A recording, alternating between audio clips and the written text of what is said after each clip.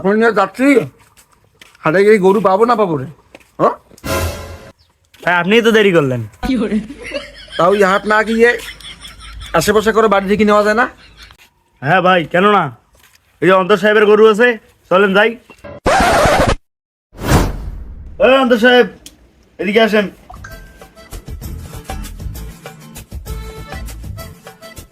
ভাই কোরবানির জন্য গরু নেবে, একটু কথা বলেন। ও ভাই, আসসালামু আলাইকুম। ওয়ালাইকুম আসসালাম। ভাই, এই কোরবানির জন্য গরু নেবো। গরু ঠিক আছে তো নাকি? হ্যাঁ হ্যাঁ ভাই, গরু তো একদম পারফেক্ট কোরবানির জন্য ভাই। তা ভাই, গরু কত রাখবেন? কত হলে বেচাবেন? ভাই আপনার কি পছন্দ হয়েছে? হ্যাঁ, গরু পছন্দ হয়েছে। দাম কত রাখবেন সেটা বলেন আগে। ভাই গরু নিলে একদম 7 লাখ। তা ভাই, গরু কয় মন হবে? ভাই কম করি হলো 20 মণ ভাই।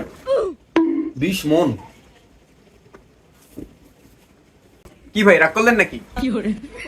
যদি 20 মন গরু 7 লাখ টাকা হয়, তাহলে বর্তমানে আমাদের মাংসের কেজি কত? 750 টাকা। 750। তাহলে গুনতে দেখি 20 মন গরু 750 টাকা কত আসে? ভাই 20 মন গরু 750 টাকার দরে 6 লাখ টাকা আসে।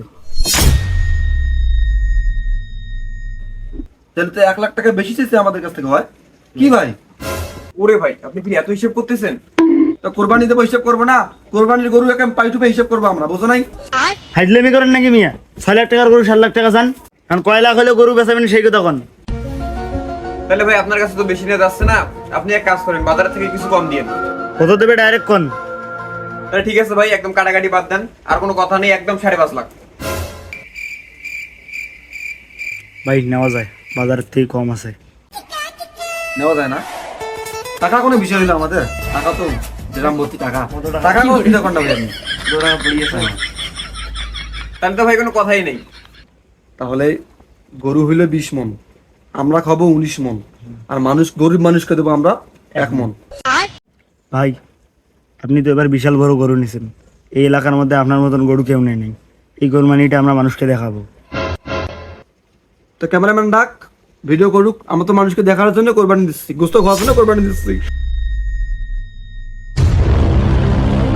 ঠিক আছে ভাই, বিষয়টা আমি দেখতেছি।